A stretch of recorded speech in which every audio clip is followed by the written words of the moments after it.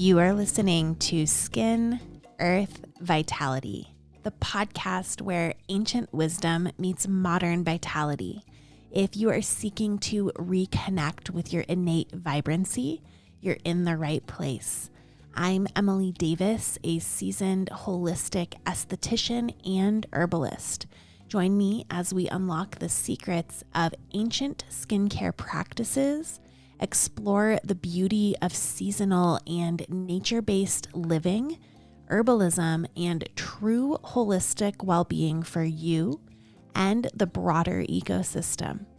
This podcast is brought to you by Stratum Aesthetics. Head to stratumaesthetics.com to find curated skincare, body care, and other wellness products hand-selected by me. Now enjoy the show. Welcome back into the show. I hope your week is beautiful so far. Today we're talking about wrinkles from a holistic esthetician, herbalist, vitalist lens. And I have to admit, I myself have not always had the view on this topic that I hold now. It's definitely been an evolution that has only recently in the last few years become clear. Early in my career as an esthetician, I remember feeling at ease that I would never age because I would forever have all of the tools at my fingertips. And that was when I was in my early 20s, and I had assumed at some point I would start Botox. And then in 2015, I turned 29, and this was the first time that I started using frownies in an attempt to preserve my face. I remember joking that they were the poor man's Botox. And at that point, I still thought I would probably at some point use Botox myself. But somewhere along the line, I changed my mind pretty staunchly. And in 2019, I first received cosmetic acupuncture for the first time. So this is acupuncture for cosmetic purposes, primarily done in the face. And I remember the reason I decided to do this, I had that point decided I would not be participating in Botox, but I had looked at a selfie. Joel and I had gone up for some leaf peeping up in the mountains, and the sun was shining on my dehydrated skin as I took this selfie. And later looking at it, I was horrified to see the amount of wrinkles that I seemed to suddenly have amassed overnight. And I remember looking at that photo felt like a punch in the gut. It was the first time I noticed aging on my face. And so I gave it a try, and honestly, it was just okay. I didn't see the changes that I had expected to see. And what I wish I would have understood then was that something like cosmetic acupuncture or even face massage or face taping are not alternatives to Botox. They're not the natural Botox. They're an antidote to Botox. These modalities are meant to encourage more movement, more flow in the face, flow of energy and fluid, whereas Botox really promotes stagnation, which we'll discuss today. Stagnation is a primary driver in aging because we're not getting fresh nutrients to the skin cells. And I think it's really important to go into this conversation understanding that with these other modalities that I'll be talking about today, we're not going to necessarily have plastic looking skin. We're not going to have skin with no lines in it and no pores in it. And that's okay. That's actually the point. You are a human with human skin. But as I said, I feel completely different about this. And I have more wrinkles than I ever have before, but I also feel more beautiful and more at peace with my appearance than I ever have. And I'm not saying I'm perfect, but what I am saying is that I'm actually okay not being perfect, more so than I ever have been before. And in writing up the notes for this episode, I spent a lot of time thinking about what brought that transformation on for me. And I think it's been my interest in herbalism and ancient medicine through my understanding of these that I've gained this reverence for nourishment and vitality and vibrancy over everything else. And this is the lens through which I want to be talking about wrinkles today.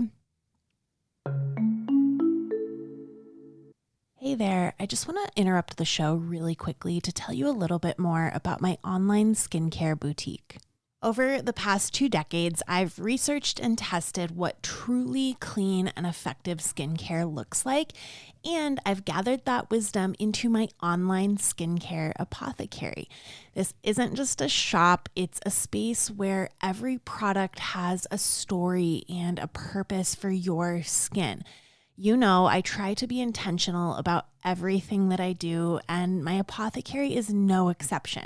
I've poured my years of experience as an esthetician and an herbalist into curating a collection that makes clean, effective skincare simple. Every product is something that I've personally used and loved. There's no greenwashing and there's no guesswork. So if you're ready to support your skin in the most intentional way, go explore the shop at stratumaesthetics.com because that's really where the heart of my work lives, and it's the best way to support this podcast. And stick around to the end of the show. I will be sharing about my upcoming live facial massage workshop. I offer this twice a year. It's 6 weeks where we'd get together once a week and learn facial massage together. It's a beautiful community. It's a wonderful experience. Tickets will go on sale October 13th, and there is a sign up in the show notes for the waitlist. So check it out. There's this line that I've been straddling as I've turned this topic over and over and over again in my mind for years, which is that on one hand, our body is a living miracle. Aging is a gift, and it is so heartbreaking that so many of us are disgusted by the look of our own aging face. And to be disgusted by this is, in my opinion, a cultural sickness. It's this fear of death and loss of reverence for elders, and then mixed in with that, this disconnection from ourself, from nature, from God. Wrinkles are our human heart etched into our skin. They are the record of our life lived. And I don't think I'm being hyperbolic when I say that the commodification of anti-aging is a cultural sickness. And at the same time, it's okay to want vitality in your face. Wrinkles can also be a sign of imbalance, of blocked chi, or our vital life force, this energy that flows throughout us. If you imagine yourself as a house, chi is like the electricity that flows through the house. They can be a sign of dehydration, of chronic holding patterns, or lifestyle habits that aren't supporting us in our most vibrant life. And I don't personally resonate with quote unquote pro-aging either, because that to me sounds like a celebration of degeneration. And what I believe in is supporting the skin and body so that they reflect vitality and flow throughout life without feeling this need to be at war with our body. I really think that we need to find a way to break ourselves away from black and white thinking and cultivate the ability to hold two truths at once. And so what I talk about today isn't really what conventional beauty or conventional dermatology will say about this. Surprise, surprise. And my hope is that this conversation is a breath of fresh air for you, because if you're anything like me, you're tired of that reductionist and disembodied take on beauty. And what I mean by reductionist is breaking what's happening on our face apart from the body and the spirit that it's connected to. These are not separate. literally everything that's going on your face has a bigger meaning in the story of your body and your spirit, just like how everything that's going on your feet actually has a bigger part of the story. Everything that's going on with your teeth has a bigger part of the story. It's all connected. And this used to be well known and not this like fringe idea, but we're steeped in the stories we have grown up with that tell us something different.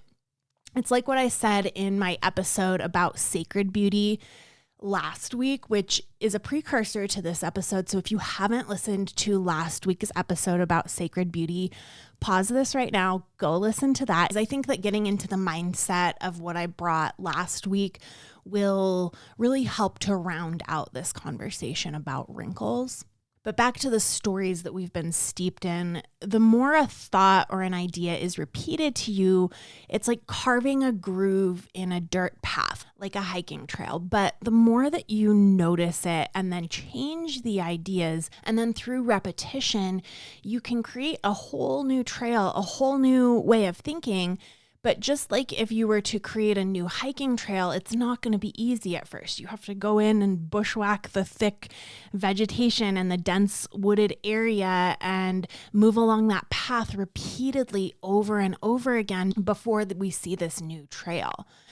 And the groove that we have in our brain, the trail that we have in our brain, these are the stories that have been subconsciously repeated, and they're very old, and they have to do with the idea that our body is a machine, the misguided idea that our body is a machine. So if we travel back to like the 1500s through the 1700s, modern Western science in Europe started to break away from ancient ways of thinking about how everything is connected with this new idea that the mind and body are completely separate and that our body is like a machine made up of moving parts. And then fast forward to the early roots of America and then the Industrial Revolution, we have these dominant ideas already baked into our culture. And medicine is really focused on fixing these broken parts of the machine.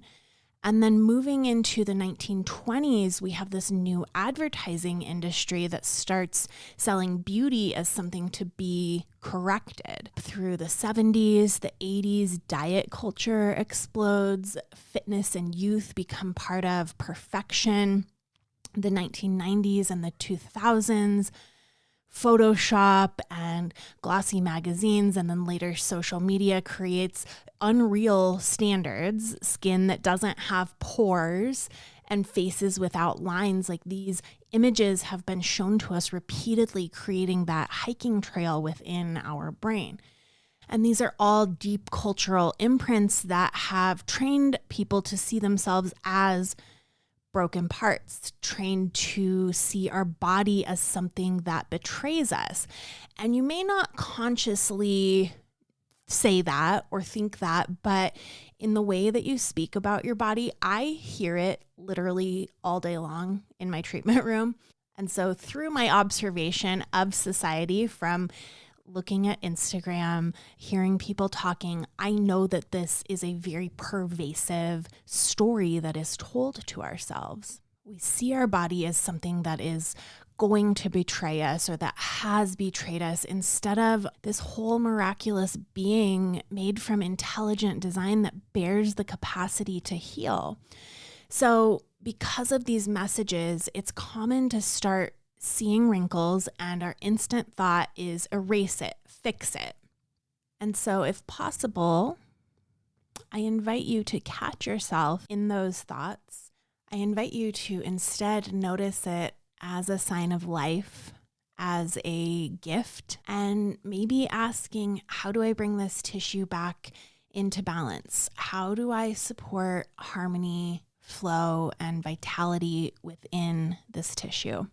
And unfortunately, most of what we're sold, peels, dermaplaning, laser, fillers, neurotoxins, those don't restore the balance underneath.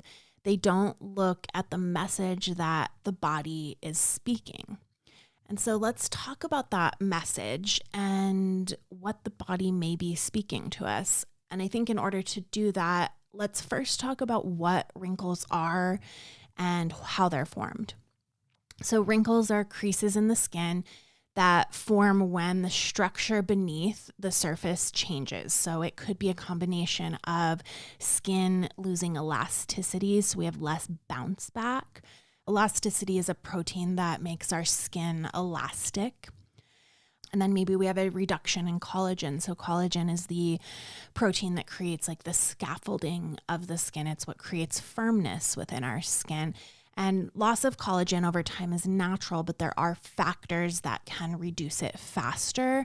And if we are rapidly reducing collagen, that could be a sign of something else happening within our body. And so we'll talk about that. It could be the reduction of fat in the face, repeated movement patterns, like repeated expressions. And so this is going to cause shortening of our muscle. And then also environmental and lifestyle factors. So maybe we have an unbalanced relationship with the sun. We're not practicing circadian health. Maybe we have an unbalanced relationship with stress. I was just talking to a client the other day and she was like, how do I get rid of my stress? And I was like, well, sorry, but I don't think you're going to get rid of stressors. And we really don't want to get rid of stressors, but we want to change our relationship with how we react to stress. And, maybe there are things like quitting social media that can help you to reduce some excessive non-essential stressors. And then hydration also plays a huge part. So we have 3 types of wrinkles. And so since I just talked about hydration, I'll talk about the first one that is often what people see first and what people mistake for wrinkles, which are dehydration lines. So they're not true wrinkles, but they look very similar. And they're caused by dehydration in the skin. Or dryness, so either a lack of water or a lack of oil to hold that water in. And the skin can become plump again once hydration and the barrier are supported. And so this is why I preach about barrier support all the time. It's why my entire curated apothecary of skincare is all based on barrier support. It is the biggest foundation for healthy skincare. So the way you would know if you have dehydration is if you pinch your skin together, like maybe pinch 2 fingers together on your forehead while you're looking in the mirror, and then take your fingers off of your face. And if that indentation line from pinching your skin together with your fingers stays there, that's a good sign that you're probably dehydrated. So making sure that you're eating healthy fats, getting enough minerals, eating produce that's high in water content. There's a fantastic book called Quench if you are interested in learning more about how to properly hydrate your skin, because it talks about how drinking more water isn't necessarily the key to hydration. It's that you want to get the water into the cells. And if your skin is dehydrated, that means that you're not actually getting water into your skin cells. So the next type of wrinkle, a true wrinkle, is a dynamic wrinkle. So this comes from repeated muscle movements. So from facial expressions, smiling, frowning, squinting, crow's feet, laugh lines, forehead lines. And so when you're younger, these appear only when you move, and over time, the skin remembers and the creases stay. So this is from the muscles in the face shortening with repeated patterns in the face. And then finally, we have static wrinkles, which are structurally based. So these are present even when your face is at rest, and it can be caused by lack of collagen, elasticity, tissue changes in the face. And this often shows up as sagging or deeper folds. Something known as glycation is a type of static wrinkle. So this comes from a chemical reaction that occurs when sugar, like glucose, binds to proteins. And this process damages the proteins in the skin. Remember that collagen and elastin. It can appear like sagging. Sometimes the skin gets a little bit yellowish looking, and the wrinkles have this very distinct crisscross pattern on the cheeks and the chin. And the skin becomes very dull and lackluster, as well as maybe rough or thickened skin texture. And so this comes from a diet high in processed refined sugar. Also can come from cooking methods. So cooking foods at really high temperatures, like grilling or frying foods all the time, creates what are called advanced glycation end products, also known as AGEs. So glycation, again, is a type of static wrinkle. So from a biological standpoint, wrinkles form when the structure beneath the skin changes. But what's happening physically is only part of the picture. These are the ways that I was taught to see wrinkles as an esthetician, and maybe the way conventional beauty or conventional dermatology would look at them. And there's nothing inherently wrong or incorrect about any of this. It's very helpful to understand.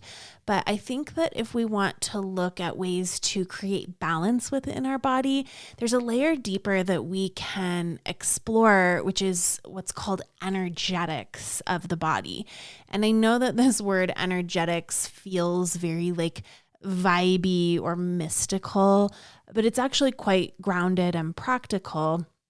It just means the qualities that something possesses. And it's interesting because pretty much every medicine system in the world through history until modern Western medicine has used some type of measurement of energetics, and that's because they reveal the living patterns beneath something. So looking at wrinkles in this way helps us to see the bigger picture of what the body is asking for instead of just labeling them as damage. So with that in mind, I want to explore some of the energetics that may be present with different types of wrinkles that we may see on the skin. And you can see if you recognize some of these patterns within yourself. And I'll be talking about practices that can be really supportive for each pattern. And then I am also going to talk about some herbs with each pattern and herbs that can be supportive. With that in mind, I am never a proponent for trying to out herb or out supplement your lifestyle. Lifestyle is always going to be the base of everything. You can't necessarily live your life in overextension all the time and expect that you can just take adaptogens to make yourself better, I guess, for lack of a better word. Adaptogens can be a really beautiful, supportive plant ally. Adaptogens are just plants that help you adapt to stressors in your life. It's like a category of plants for that, or that are supportive for that. But we can't just live a life of overextension and think that we're going to drink ashwagandha at night and it's just going to be the Band-Aid over the unsupportive lifestyle. So I just want to have that little caveat before I talk about herbs. Plant allies are just that. They are allies. They are supplemental. They can be a beautiful support, but we want to focus on balancing our lifestyle where at all possible. And also, these aren't prescriptions for wrinkles. I'm not saying that even with the lifestyle stuff or, take this herb and you're going to look like a 17-year-old. That's not the objective here. What I'm sharing are some traditional allies that match the energetics, and you can think of them as suggestions for nourishment and balance than fixing yourself, that fix me energy. Because wrinkles are not problems that we need to erase. They're our skin's way of speaking, and so this is a way of listening. And so the first type of energetic that I want to discuss is dryness. Maybe this feels a little brittle or crispy. Maybe there's an underlying pattern of depletion or dryness within your body, maybe brittleness in body and spirit, maybe rigidity. And these can feel and look like fine etched lines, maybe papery texture to the skin. Skin looks very dull, maybe looks very thirsty. And yes, I am painting a visual picture here, but the thing is, I think it's better for you to feel for the pattern that resonates. So I will talk about the visuals of it, but more so than that, feel for patterns that are resonating within your body. So again, that dryness, that brittleness, and this is not just physical, maybe brittleness of mindset. Maybe this feels like running on empty or being very overextended in your life, not fully nourished. I think that a lot of food fear, food rules can fit into this. Some questions that you can ask yourself if this is feeling familiar. Have I been drinking enough mineral-rich water and broths or eating water-rich foods? Am I nourishing myself with healthy oils and fats, or am I just running on fumes? Where in my life do I feel dried out or brittle? And so some things that we can incorporate here using nourishing oils and balms. I love the Laurel Night Balm or the Laurel Recovery Balm here. And then also incorporating these beautiful balms and oils with a hydrosol. Especially, I love the Laurel Hydrating Elixir #1. I also love the Live Botanicals Rose and Rama Elixir here. The lymph brush is a beautiful tool to incorporate nourishment to the skin. Gua sha can be really supportive here. Manual facial massage. Making sure to incorporate rest and replenishment into your life. Pleasure is something that you may want to think about. Like, what are some ways that I can reincorporate pleasure into my life, whether that be reading for pleasure on a Saturday afternoon, incorporating more warm baths, taking walks and not feeling like you have to have a podcast in your ear, but giving your mind time to wander and observe the beauty of the world around you. Eating things like soups, stews, porridges, lots of warmth. Some herbs that can be really supportive here. Goji berry. This is a classic in TCM for nourishing yin and blood and for promoting glowing skin and bright eyes. I love goji berries. Licorice root. I have to be careful with licorice root when I add it into teas because it is so sweet. You only need a very small amount, but it's definitely one of my favorite herbs. It's very moistening. It harmonizes herbal formulas, so it kind of brings everything together and helps everything to be more effective. It can calm inflammation. Shatavari is a classic nourisher in Ayurveda. It helps with dryness and depletion and brittle skin. Marshmallow root is beautiful. Oat straw, also wonderful for moistening.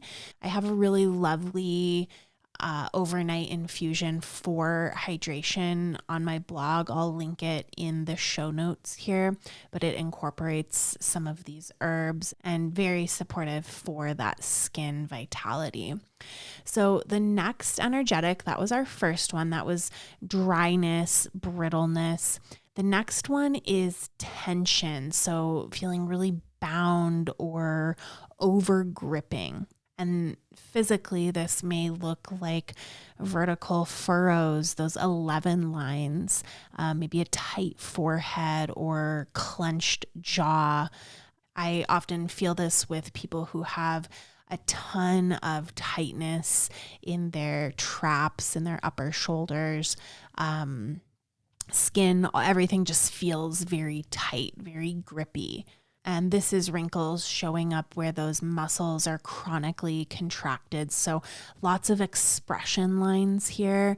And the underlying pattern is a lot of just like holding on, feeling very controlling over life, lots of stress in your life, maybe some unexpressed emotion, that jaw tension and shoulder tension and gripping on to keep it together. So some questions you can ask yourself are, am I holding tension in my brow, my jaw, my shoulders?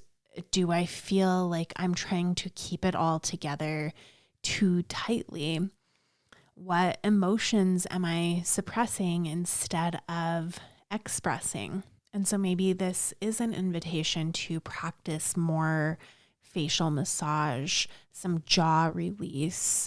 Gua sha can also be really supportive here. I think deep breathing is definitely supportive. Yoga Nidra I just will sing the praises of Yoga Nidra forever. I think I'll do a whole episode on Yoga Nidra and its effects on beauty specifically, or its tie to beauty. I just think it is one of the most helpful practices that I have incorporated in my life. But also giving yourself permission to soften, to cry, to express emotion.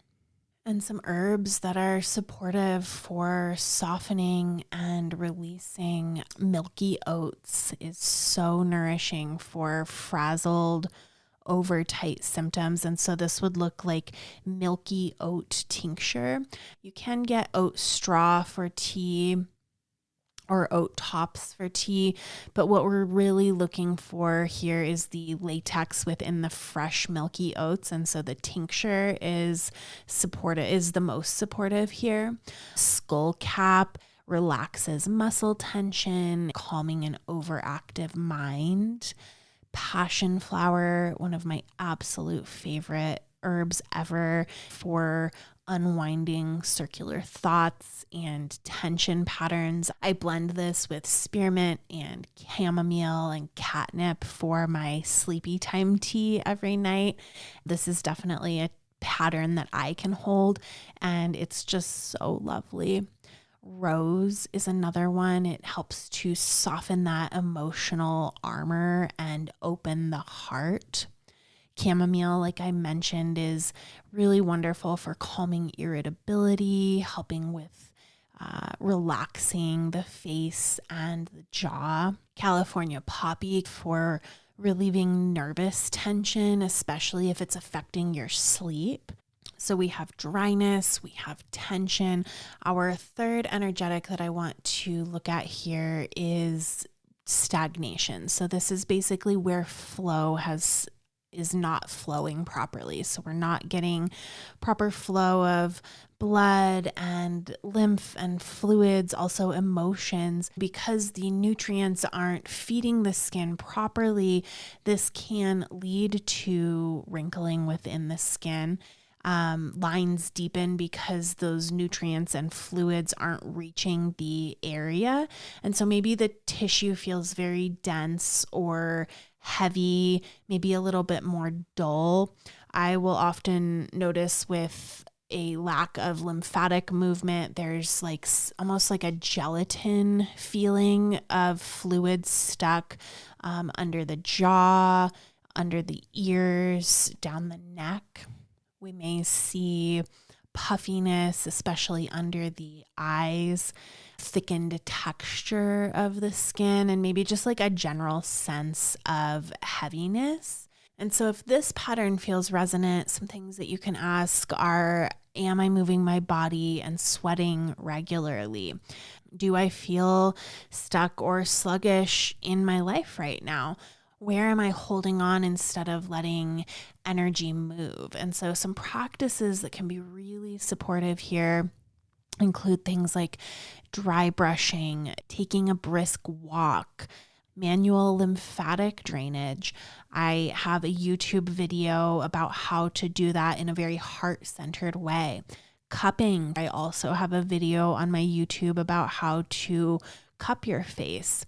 Topically, circulation ingredients. I love the Laurel oil cleanser for this reason. It has black seed oil in it. One of the great benefits of this cleanser is that it's so wonderful for fluid movement. Face taping. I actually prefer face taping over the Frownies products because face taping creates this little micro lift in your skin that allows better fluid movement. You can also do taping for lymphatic drainage as well.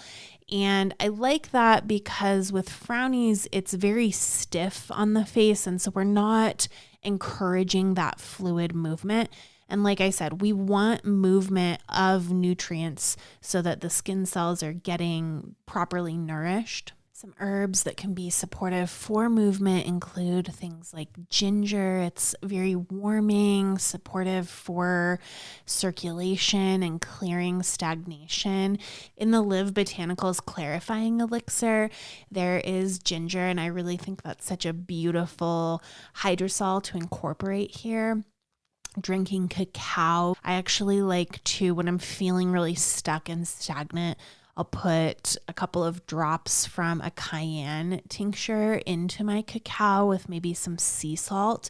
And it is so good, and it is really good for giving you that get up and go.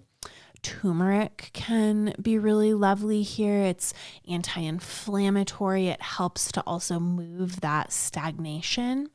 Schisandra berry is a beautiful Chinese medicine herb that moves liver qi and supports detox pathways. Fantastic for skin brightening.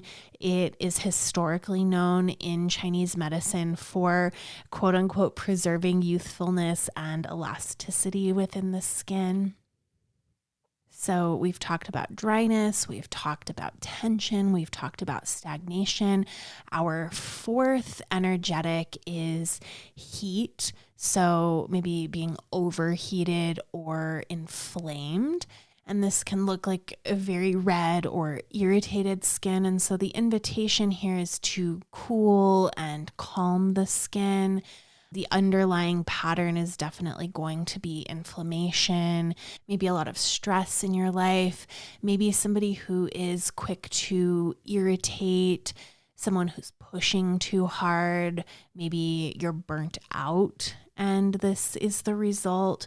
So some questions to ask yourself if this is feeling resonant is, am I running really hot? Am I stressed? Am I quick to flare, quick to anger, very irritable?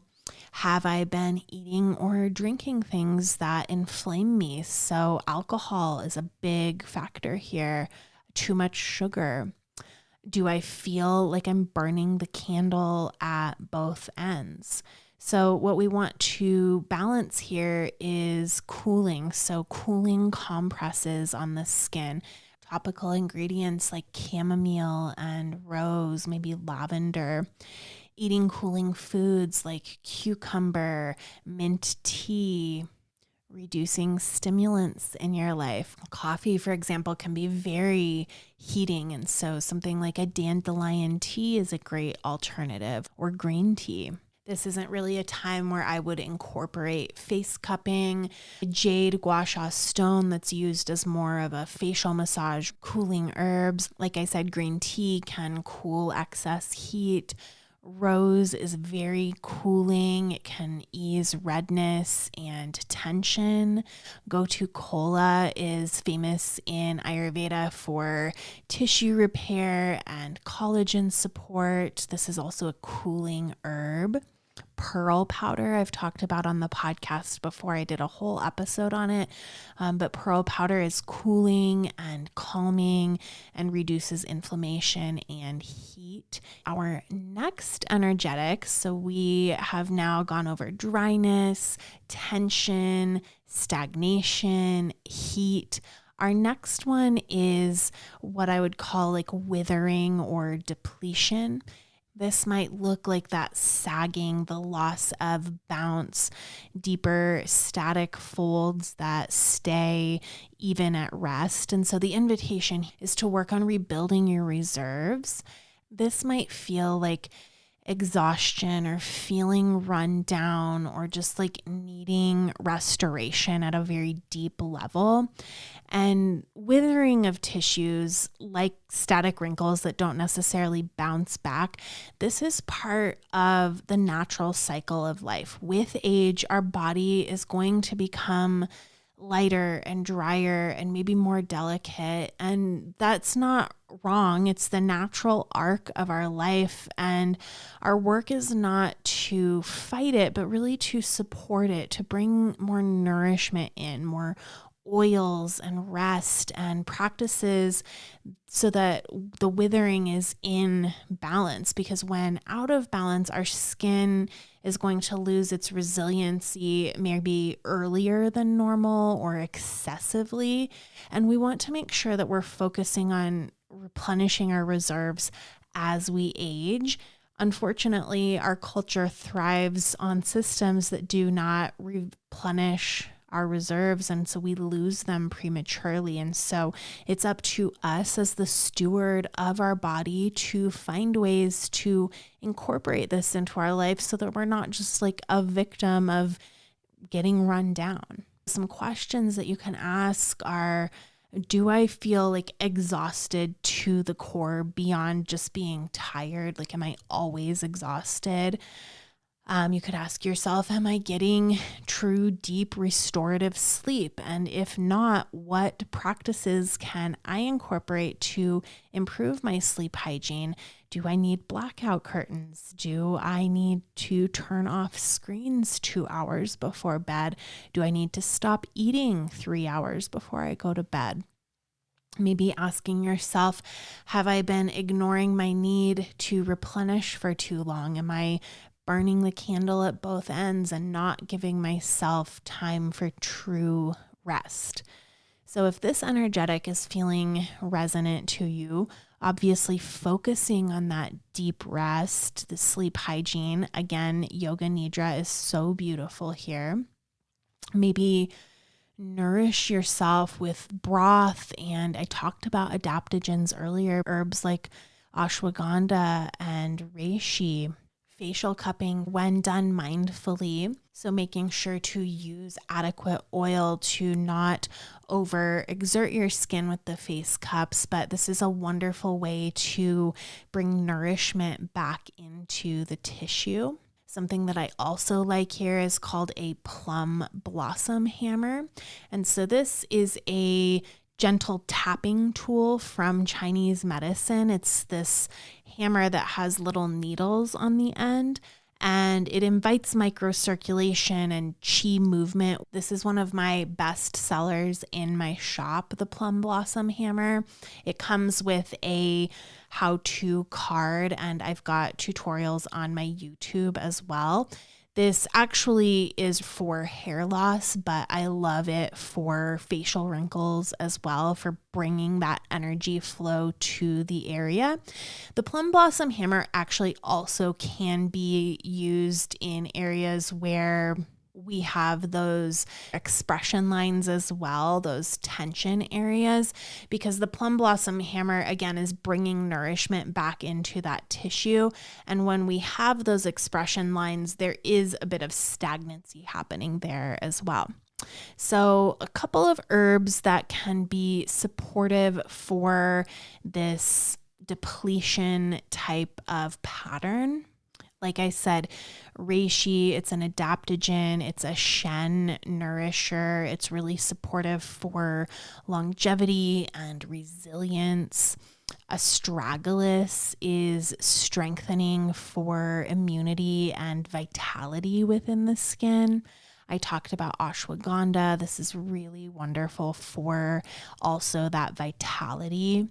I love nettle because it's so mineral rich for strengthening the skin, hair, and nails. I love nettle as a tea specifically, but nettle is quite drying, and so it's wonderful to balance that out with something like marshmallow or something that's very deeply hydrating as well. So those are our energetics that we can look at, those patterns in our skin. We talked about dryness, we talked about tension, stagnation, heat or overheating, and that withering or depletion in the skin. And as I have said many times, wrinkles are not problems that we need to erase. They're our skin's way of speaking to us. Our body is always sending us a message, and our cultural reflex is to just delete them with quick fixes, but that's only painting over the surface. If we look at it from a vitalist lens, the real invitation here is to listen, because when we respond by nourishing and softening and restoring flow with face massage and food and lifestyle and herbs, our skin naturally is going to reflect harmony and vitality and vibrancy, because aging is a miracle, and true beauty comes not from fighting time, but tending to the living ecology of our body so that it stays supple and radiant and alive at every stage. Your homework this week is very simple. I want to invite you to notice what your skin is telling you. When you see a wrinkle or a blemish or just texture in your face, I want you to pause and ask, what message is here? What is my body telling me that I need more of? Is it hydration or nourishment or maybe movement? And then choose one vitality practice for the week. Maybe it's gua sha or a nourishing facial oil or hydrosol. Maybe it's just deep breathing while you touch your skin. And I invite you to try that every single day. And notice not just how your skin looks, but how your whole body feels afterwards. And if this all feels resonant to you, then you will love my live facial massage workshop. I offer it twice a year, and the fall season is getting ready to start. It's a 6 weeks live workshop. We meet up every Monday night starting November 17th, and we'll be working with manual massage, gua sha, cupping. We'll also be doing intraoral massage. So tickets for this go on sale October 13th. So join the wait list through the link in my show notes, because there are limited seats for this round. I like to keep it more intimate, so I only open 10 spots every time. So join the wait list, and I hope to see you there. I will be back next week, and until then, be well. You've been listening to Skin, Earth, Vitality. If you like what you heard today, consider giving me a 5-star rating. It helps other people just like you to find the show. You can shop products and find all of my offerings on my website, stratumaesthetics.com, and follow me on my social channels @Stratum Aesthetics.